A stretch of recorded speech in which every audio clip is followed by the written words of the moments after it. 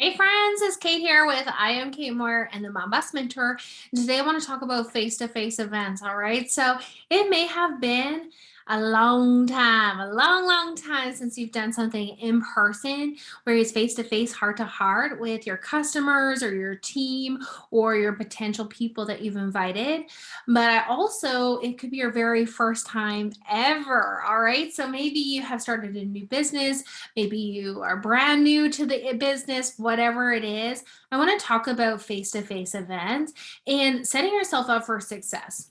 So the first thing you want to decide is what is your focus of your event? Okay, what outcome are you wanting to make sure absolutely occurs? Okay, so I have done hundreds of face-to-face events. I have traveled across the country and done them in completely new towns with completely new environment, new people, strangers, you name it.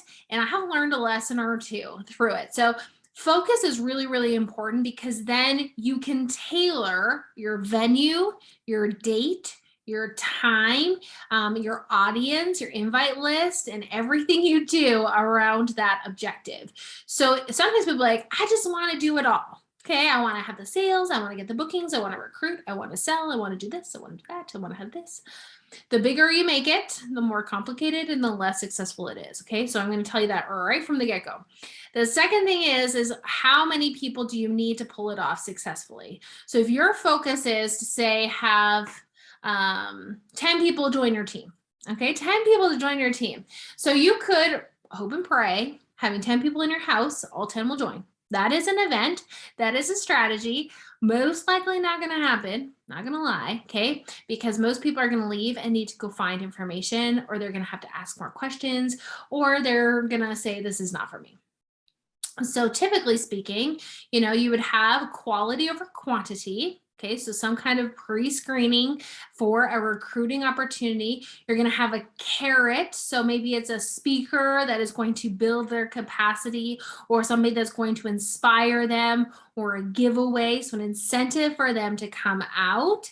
And you might think about, how you set up based on the experience you want to give that individual of why they want to say yes. Okay, so those are some thought processes around a recruiting event.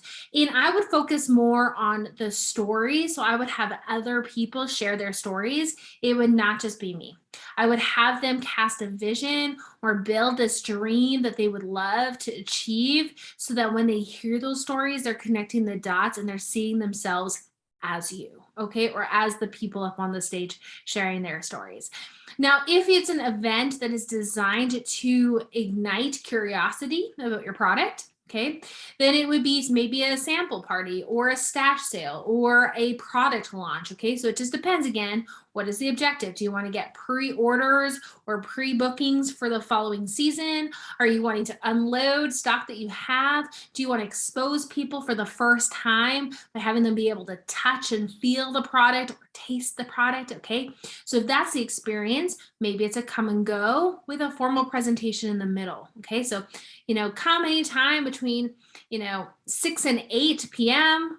after work, whatever, with a formal presentation at 7 p.m. sharp. Anyone present for the presentation is entered to win a prize pack worth X amount of dollars. Okay, guess what? You're gonna have a lot of people show up at 7 for that presentation because there's a draw. They want to win the draw. And other people, they have zero interest in listening about a presentation. They want to come, they want to try it or touch it, feel it, and leave. Okay, so you have given a clear agenda that they can come and go. They don't have to sit through 2 hours of presentations. They know 7 o'clock, 15-minute, okay. Right? So being very clear about your presentation and what the event is and is not is very important.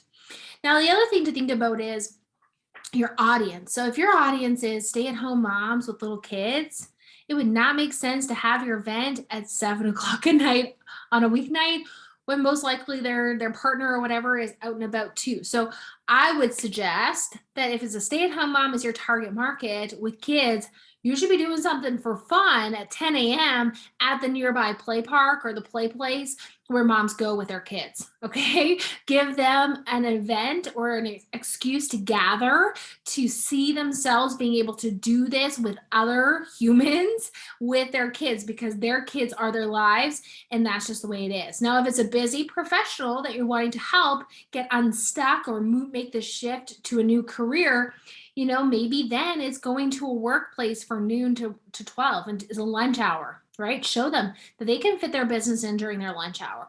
Or maybe it's right after the work at the local hangout spot just down the road that they can hop on over before they get home. So thinking about your audience and your target is very important for the time, the location, and the venue that you choose.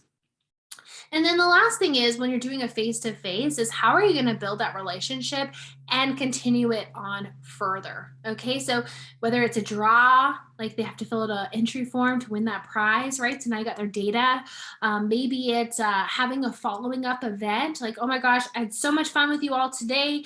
We are going to do this exact same event in 2 weeks or 1 month from now. Save the date. Anybody that comes back and brings 2 friends are going to get triple entry into the draw, whatever it is. Okay. So whatever it is to continue the conversation, continue the relationship moving forward is really, really important because it now positions you to continue that momentum. All right. So lots of options. Definitely. People like to take something home. So it could be a sheet of paper with some facts on it. It could be a checklist. It could be whatever. Something that they take home that they're going to use is really, really important. I love to give pens with my phone number on them and my website on them because pens people will not throw away. Or a book, if you've written a book, okay, best-selling author in the making, I might give that book away as part of a take-home prize. So whatever it is, you want something tangible that they're going to save that they can use, not an information flyer that they can just toss aside. Okay, so there you go. I hope you guys are having an amazing day. I would love to know who's doing face-to-face this season. Drop it in the comments. And what's your favorite thing about being in person? Okay, what's your favorite thing? Or do you absolutely hate being in person? I would love to know that too. Have an amazing day.